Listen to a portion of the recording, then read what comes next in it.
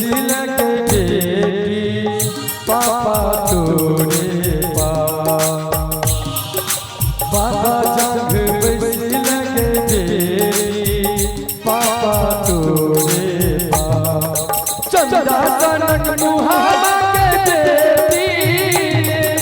चंदा सनक मुहावा के बेटी काहे तेरे चौदा चंदा सनक मुहावा के बेटी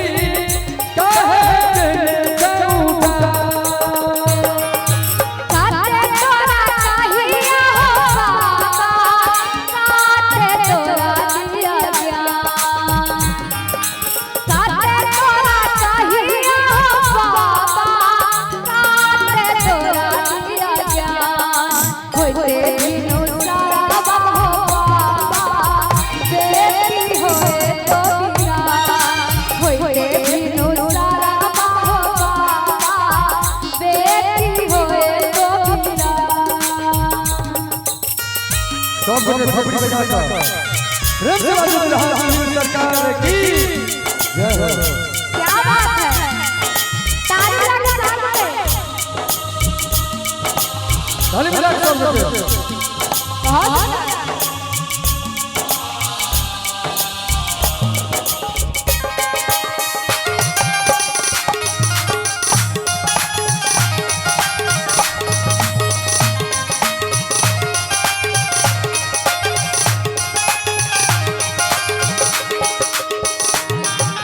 पापा जंग बैसिल के बेटी चाचा तोरे पास पापा जंग बैसिल के बेटी चाचा तोरे पास सोना सनक मुहावा के बेटी चंदा सनक मुहावा के बेटी काहे तेरे चौदा सोना सनक मुहावा के बेटी काहे तेरे चौदा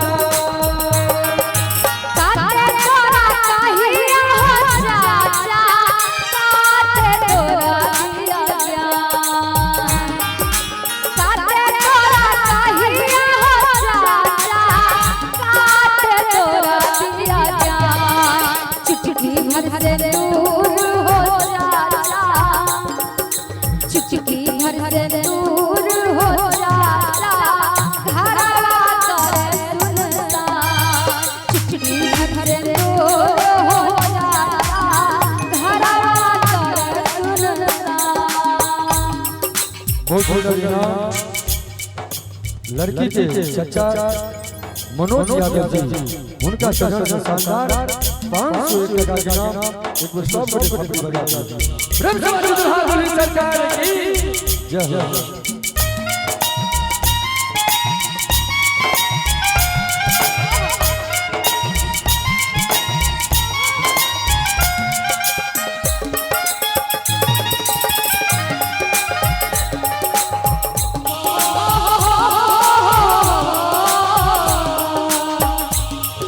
और चाचा जब है चाचा जंग बैसिल के बेटी मामा तोरे पास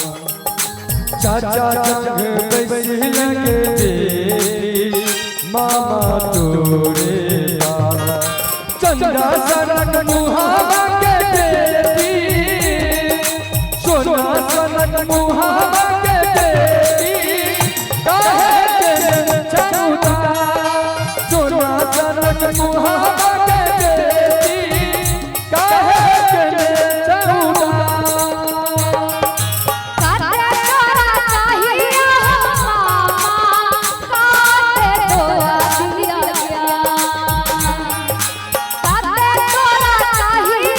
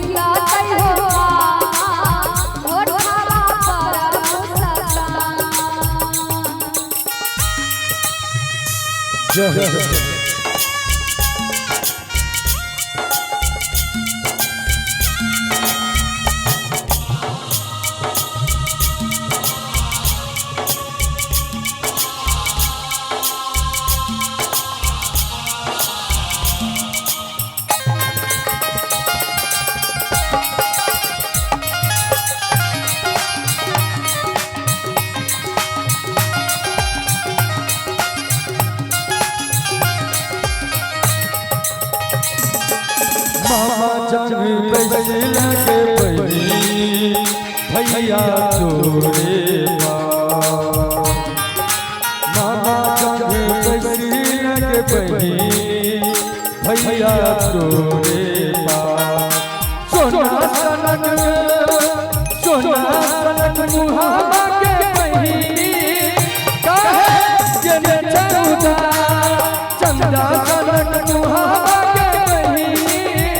काहे जने चौदा काटे तोरा चाहिया हो भैया काटे तोरा दिया प्यार काटे तोरा चाहिया हो भैया काटे तोरा दिया प्यार अखिया से लोला नहीं बाबा अखिया से लोला नहीं बाबा होई छै कन्या सोना सनक मुहावा के बहिनी काहे जने चौदा अखिया से लोला नहीं बाबा होई छै कन्या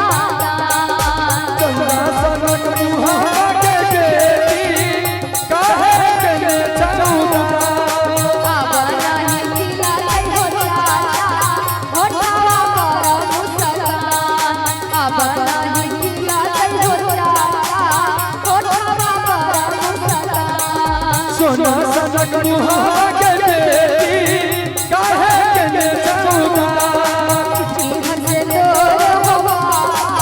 हरारा कर सुनसान सोना सनक मुहावा के बेटी काहे जने चौदा